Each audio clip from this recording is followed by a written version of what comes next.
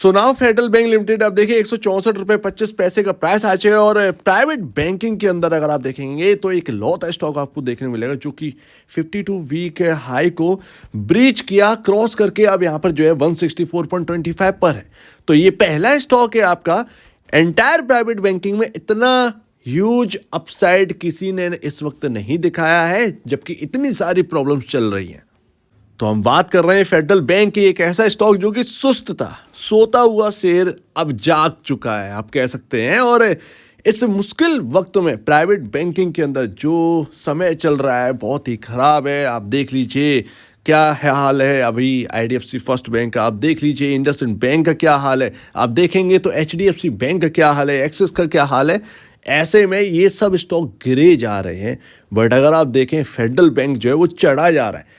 तो ऐसा यहाँ पर कुछ तो रीजन ऐसा रहा होगा जिसकी वजह से फेडरल बैंक है, क्योंकि अगर आप देखें 5 साल का परफॉर्मेंस तो बिल्कुल ठंडा, लगातार ग्रोथ जारी रही लेकिन स्टॉक परफॉर्म ही नहीं किया। और ऐसे मुश्किल घड़ी में जब पूरा इंटायर मार्जिन से ही प्रॉब्लम है पूरे इंटायर प्राइवेट बैंकिंग में, फेडरल बैंक आउट परफॉर्म कर रहा है। तो 300 वाला स्टॉक तो मेरा कहना था ही, 300 वाला स्टॉक आपको 121 रुपए में मिल रहा था उस वक्त जब हमारी बाई कॉल शुरू हुई फेडरल बैंक के ऊपर। और ऑलरेडी हम डिस्कस कर चुके हैं फेडरल बैंक के ऊपर, बहुत कुछ डिस्कस कर चुके हैं, क्या प्रॉब्लम थी क्या रहा है। एक्चुअल में 121 रुपए पे तो हम लोग इसको जो है ना ज़्यादा फोकस में रखे। 80 रुपए से अगर आप देखेंगे तो लगातार मेरा यही कहना था कि फेडरल बैंक के अंदर निवेश करो, क्योंकि प्राइवेट बैंकिंग में ये एक ऐसा स्टॉक है जो कि इतना सस्ता है कि मतलब चल नहीं पा रहा, वो एक अलग बात है। लेकिन आपके पोर्टफोलियो में अगर आप इकट्ठा करते गए तो ये एक वेल रिटर्न बना के जरूर देगा। तो अभी अगर आप देखेंगे तो ऑल टाइम हाई पर फेडरल बैंक चल रहा है। और मेरे हिसाब से अगर यहाँ पर वैल्यूएशन कैलकुलेट करेंगे तो ये स्टॉक अभी भी स्टिल 300 वाला है जो कि अभी आपको 164 में। तो बेचने की जल्दबाजी ना करें।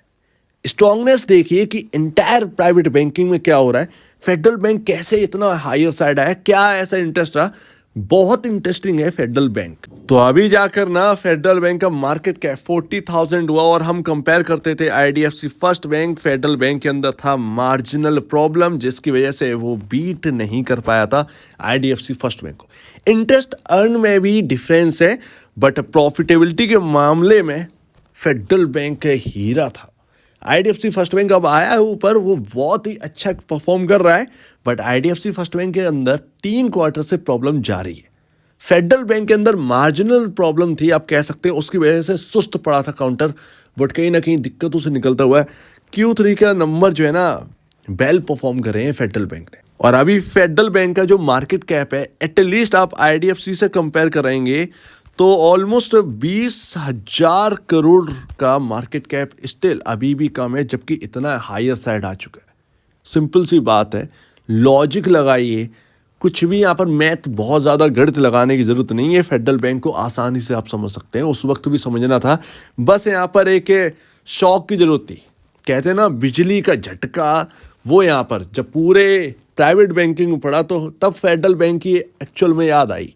और वही यहाँ पर जो है ना आपको अब रिटर्न या कह सकते हैं रिवॉर्ड आप यहाँ पर करता हुआ दिख रहा है फेडरल बैंक। तो अभी आप देखिए तेजी के बाद 10.37 का पी रेशियो आपको फेडरल बैंक में देखने को मिलता है, जो कि इंडस्ट्री पी आपका 22 था, तब भी ये फेडरल बैंक इधर ही था। नंबर अच्छे आए उसकी वजह से यहाँ पर जो है ना पी रेशियो आपको कम होता हुआ दिखा, तो तेजी के बाद 10 के अराउंड आ गया। अदरवाइज 22 का जब इंडस्ट्री पी था, 21 का इंडस्ट्री पी था, फेडरल बैंक बहुत ज़्यादा लो पी पर वर्क कर रहा था। तो यही तो बात है, आप देखेंगे प्राइस टू बुक वैल्यू 118.39 है, और आपके यहाँ पर जो प्राइस टू बुक वैल्यू है अगर आप देखेंगे 1.39 टाइम, अपने बुक वैल्यू से सिर्फ और सिर्फ 0.39 टाइम ही ऊपर वर्क कर रहा है ये स्टॉक। एंटायर अगर प्राइवेट बैंकिंग में अगर आप देखोगे तो इसके अपने पीयर कंपैरिजंस ये रहे, आईडीएफसी फर्स्ट टाइम 1.86 टाइम, ये 2.20 टाइम के ऊपर वर्क कर रहा था। कभी यहाँ पर जो है 2.20 टाइम के ऊपर वर्क कर रहा था। फेडरल बैंक की तेजी अब यहाँ पर लेकर आई है फेडरल बैंक को 1.39 टाइम पर। तो अभी ह्यूज डिफरेंस है, बहुत बड़ा डिफरेंस है। और बंधन बैंक आप देखिए 1.50 टाइम पर वर्क कर रहा है। तो ये सब एक दूसरे से ही को रिलेट करते हैं, सिंपल सी बात है। इंटरेस्ट अर्न और प्रॉफिटेबिलिटी ठीक है, जो भी है आपका यहाँ पर जो है आईडीएफसी फर्स्ट बैंक अच्छा कर रहा है, बट फेडरल बैंक का प्रॉफिटेबिलिटी जरा देखिएगा, आपको समझ आ जाएगा। फेडरल बैंक का जो प्रॉफिटेबिलिटी है वो आईडीएफसी फर्स्ट बैंक की प्रॉफिटेबिलिटी को बीट करता है। तो इतना ह्यूज डिफरेंस है। इंटरेस्ट अब आना शुरू हुआ है फेडरल बैंक की ओर, और मेरे ख्याल से अब फेडरल बैंक की अब शुरुआत हो चुकी है। अंडर परफॉर्मेंस जो है वो खत्म होगा। लगातार इस स्टॉक ने इस मैनेजमेंट ने आउट परफॉर्म करके दिखाया हर क्वार्टर रिजल्ट में, लेकिन फेडरल बैंक का स्टॉक चलने के लिए तैयार नहीं था। और ये आपका पी रेशियोज रहा। और आप बंधन बैंक को देख रहे होंगे कि 1.50 टाइम के प्राइस टू बुक वैल्यू पर है, और यहाँ पर आपका 10.85 का यहाँ पर जो है पी रेशियो है। ये कभी 16 का पी पर था, 16 का पी पर था बंधन बैंक, फिर भी फेडरल बैंक जो है वो कहाँ पर था, तो वो आप देख सकते हैं। तो अंतर बहुत बड़ा था। मार्जिनल जो था वो धीरे धीरे सही हो जाएगा, लेकिन जब सारी चीज़ें सही हो जाएंगी तब आपका रिटर्न बनने के लिए क्या ही रहेगा।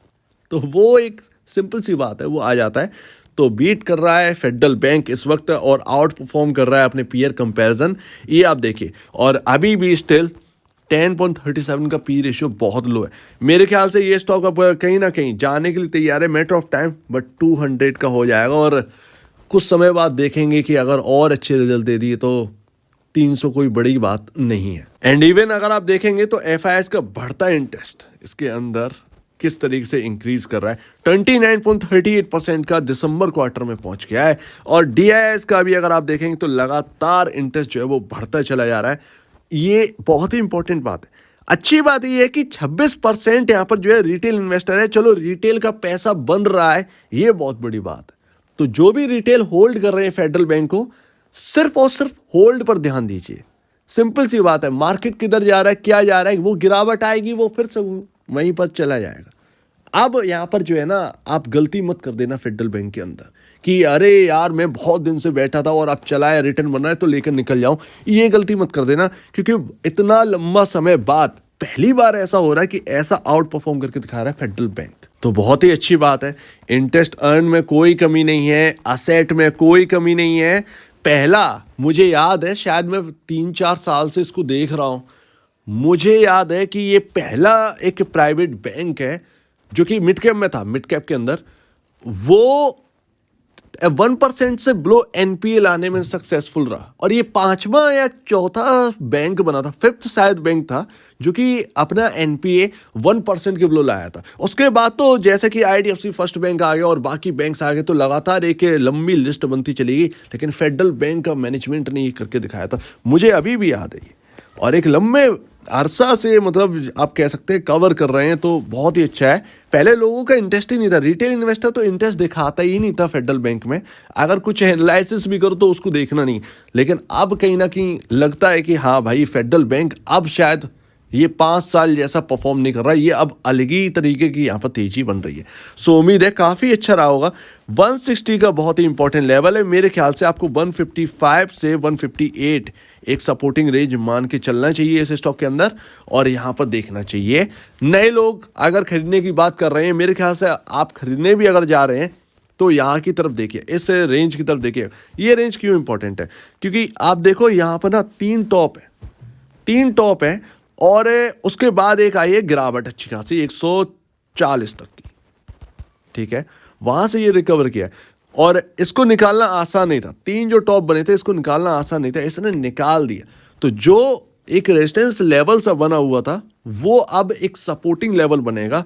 तो अभी आपका 160 से 159 एक सपोर्टिंग रेंज रहेगी ₹1 की, बट फिर भी आप एक सेफ्टी पर्पज से 155 लीजिएगा, ये है। बाकी वाइल्ड मूव तो शायद फेडरल बैंक नहीं देगा, क्योंकि जिस तरीके से सेल में 10-12 रुपए की मूव दिख गई है इस मार्केट की तेजी और मंदी में, वो अगर ऐसा यहाँ पर हाल ना हो तो ज़्यादा बेहतर है, क्योंकि ये चाहिए भी नहीं है। रिटेल के स्टॉप लॉसेस उड़ जाते हैं इसमें। तो जो नए लोग हैं खरीदारी कर रहे हैं, तो अपना जो है इंपॉर्टेंट लेवल लीजिए। बाकी लॉन्ग टर्म के लिए यहाँ पर लीजिएगा।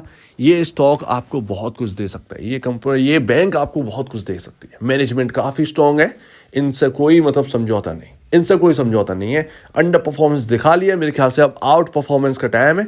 मार्केट अब फेडरल बैंक पर ध्यान देगा। सो उम्मीद है काफ़ी अच्छी यहाँ पर जो है आपको ये बात लगी होगी। एक बार निवेश से पहले अपने जो ब्रोकर हैं या एडवाइजर हैं उनसे जरूर सलाह लीजिए। और जो 121 रुपये से ले रखे हैं या 124 रुपये से ले रखे हैं वो रखे रहिए, हटाने की ज़रूरत नहीं है। ये कहाँ जाओगे भागकर, ये बात रहती है। तो आपके सामने ये पॉइंट है, अगर ये लोग नहीं है तो आप खुद भी अपना एनालाइज कर सकते हैं और अपना डिसीजन ले सकते हैं। सो उम्मीद है काफ़ी कुछ आपको समझ में आया होगा। आपका कहना है इसके ऊपर कमेंट सेक्शन के, और अब वीडियो देखने के लिए बहुत बहुत धन्यवाद दोस्तों।